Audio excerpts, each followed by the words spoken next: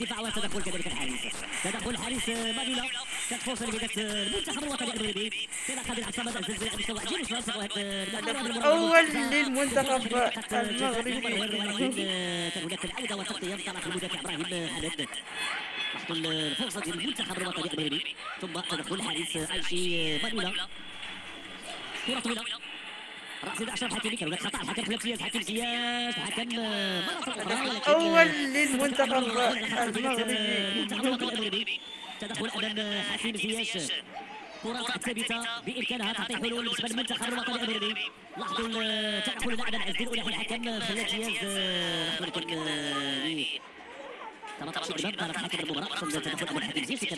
أول للمنتخب المغربي. إذا سنتابع هذا الخطأ وهذا الكرة ثابتة في وقت أيشي مانولا.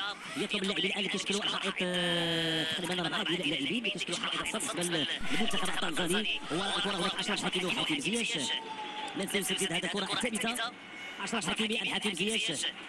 أول للمنتخب المغربي. كان يسدد ديالو كيلعب برجل اليسرى قد يسدد مباشرة في المرمى. سنتابع هذه الفرصة وجه محاولة حكيم زياش. الكرة فرصة.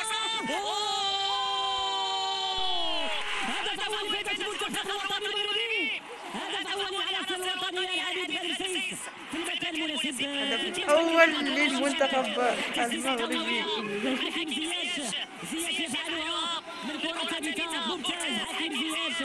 تسديدة قوية. تدخل الحارس ايشي مانولا ولكن العبيد في المكان المناسب يضع كرة في الشباك. هدف أول لفائدة المنتخب الوطني أول للمنتخب المغربي.